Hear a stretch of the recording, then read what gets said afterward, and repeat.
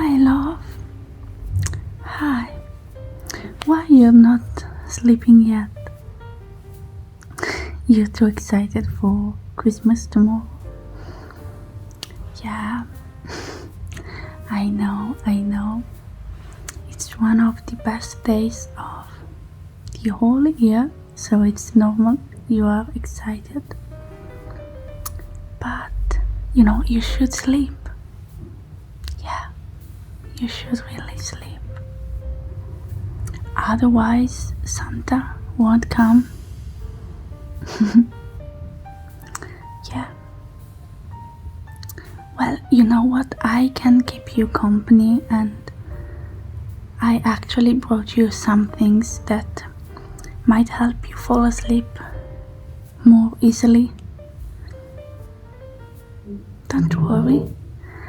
I am happy to stay with you until you fall asleep.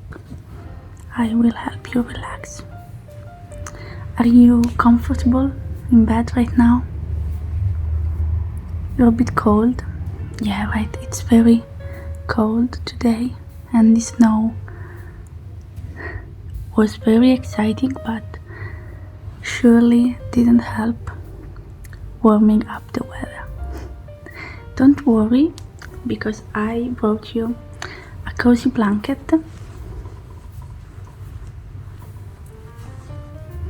Yeah, this is extremely soft and very, very warm.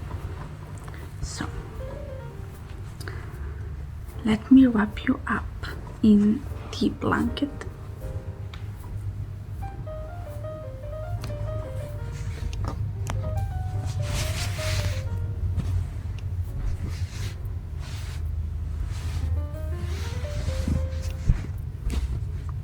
Are you comfortable? Good.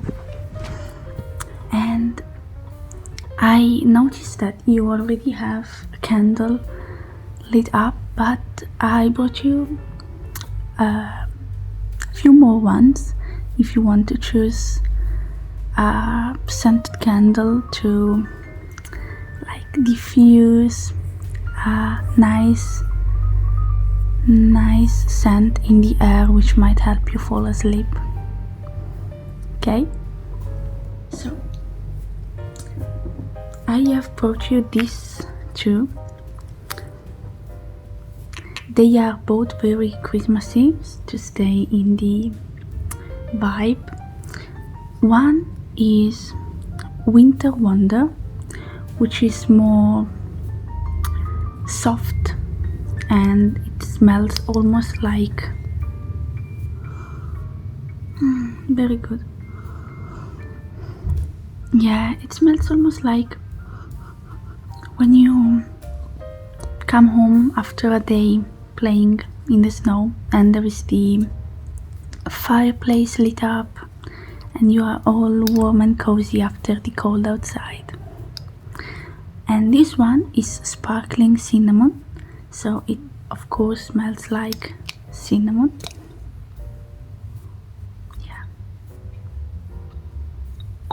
Yeah, you're right, this one is very good, but maybe it's not the best to fall asleep, so I will light up this one. Okay.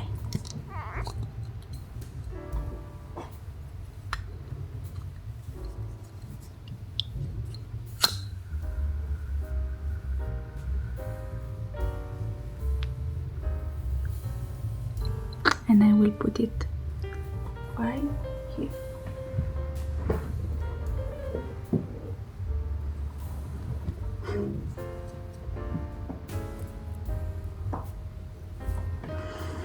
Okay, love. Are you feeling a bit sleepier now? No? Okay. You know what? You could use a bit of hot milk with honey. Yeah, I know. You always drink some hot milk with honey when you cannot fall asleep, and especially in winter, it's such a treat, so sweet. It warms you up on the inside, so good. and I brought you some in your favorite mug. Yeah, the one with the little teddy bear. She's so cute. And I already put some milk and honey inside. Let me stir it a bit. Yeah. It's very hot, so I will just leave you this beside your bed and you can drink it whenever you like to, okay? Good.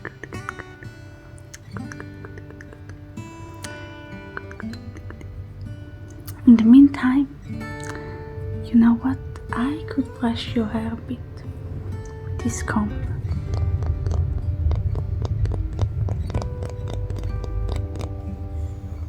This is a wooden comb, so it's very gentle on your hair. You have such beautiful hair. I'm a bit jealous of that. I'm joking. But your hair is really beautiful.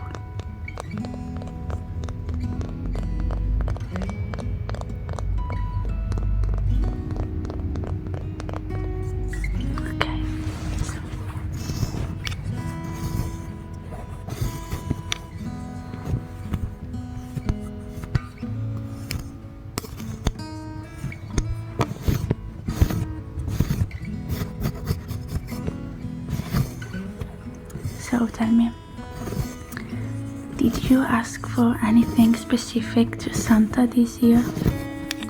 Or are you just waiting for him to surprise you? Well, that's a very good idea. I really hope that you get what you wished for, and I'm sure that you will, because you are a little sweet angel. Yeah, sometimes you can be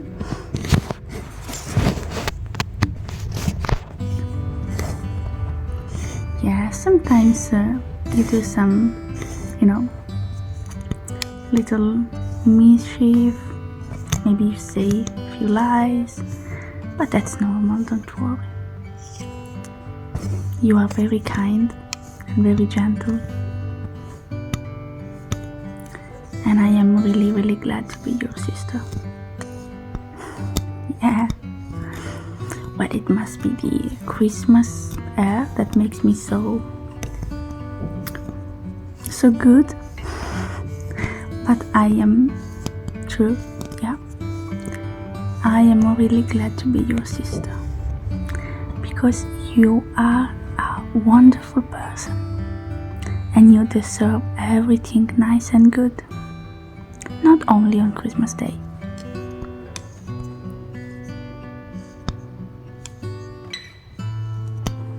Okay, now your hair are all good and tangled, so they will be very soft in the morning, and you will sleep comfortably. You are feeling a bit more tired, right?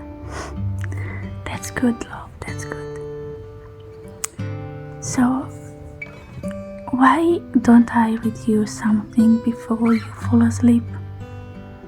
Yeah, I will stay here by your bedside.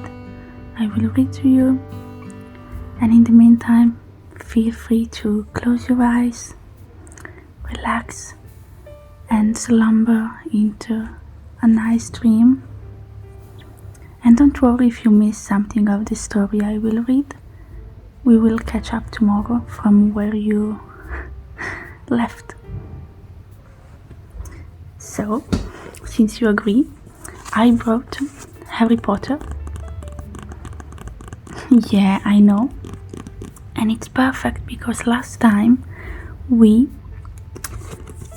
were exactly at the part where the Christmas holiday started and Hermione has just left Hogwarts to go back to her family. and Harry and Ron are at Hogwarts, and they just have fun celebrating the holidays. So if you like it, I can read you this chapter. Okay, so just get comfortable, relax, and close your eyes while I read for you.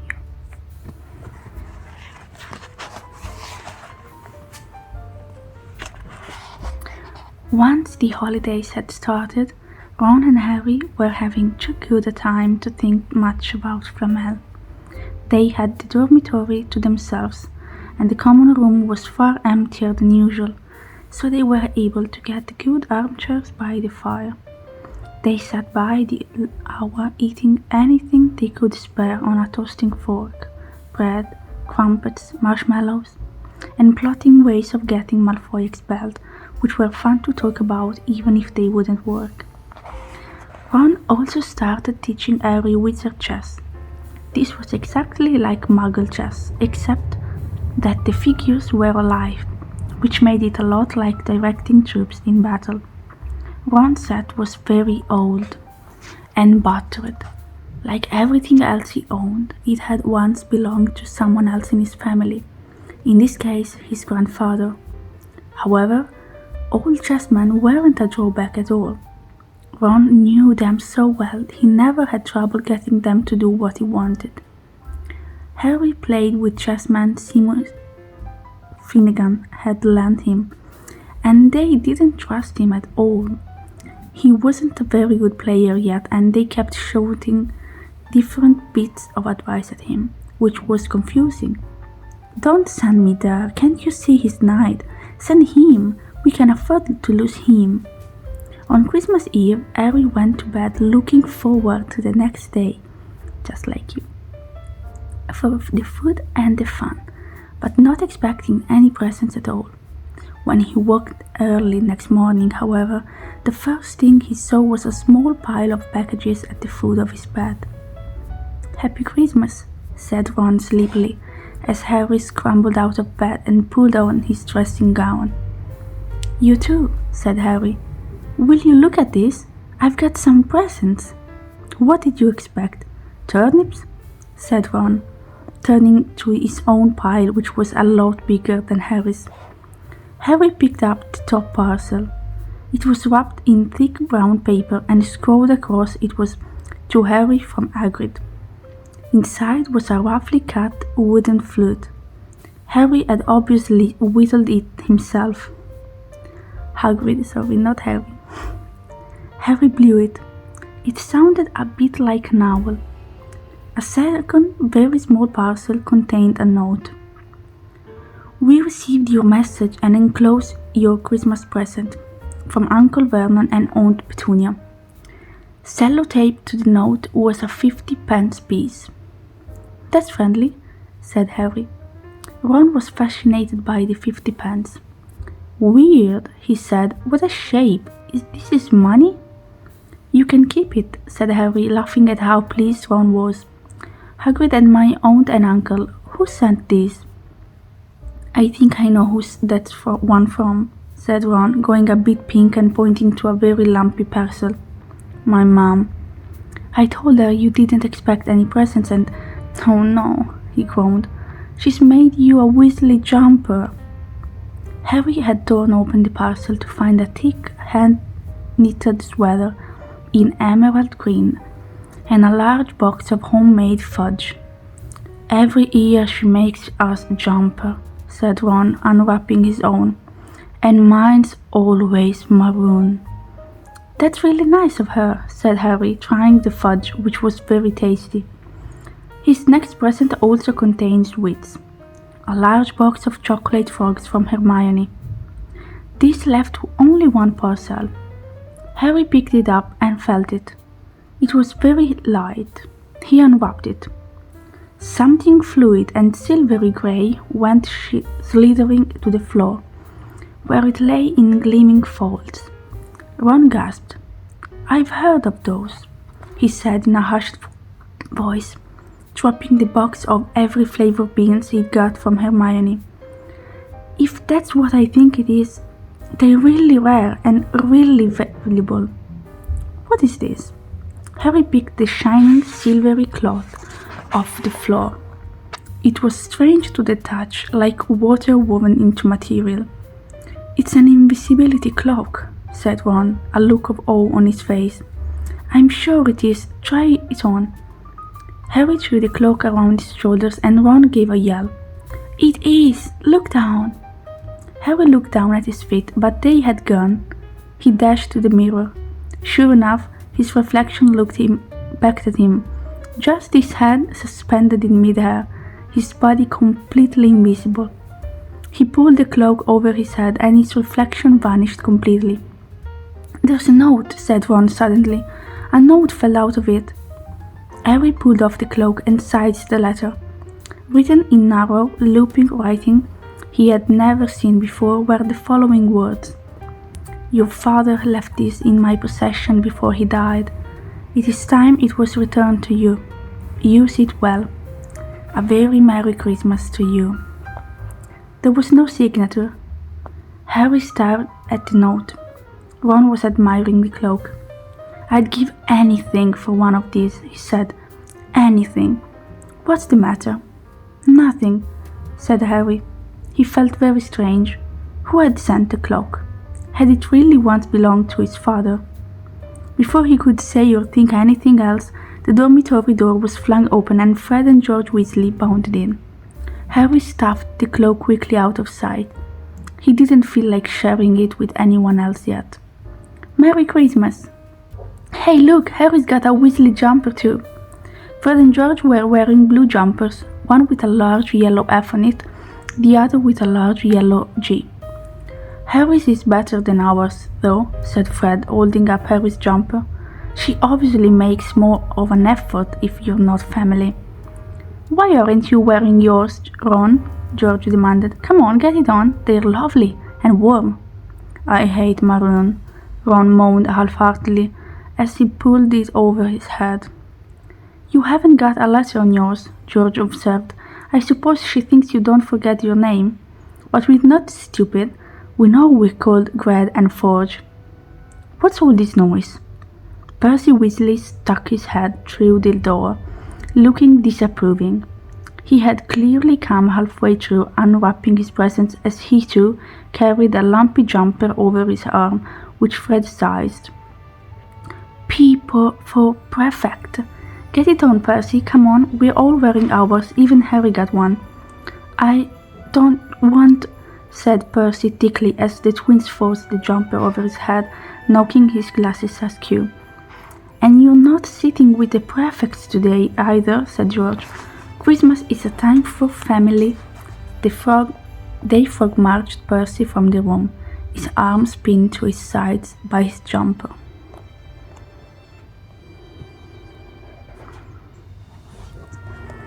You fell asleep.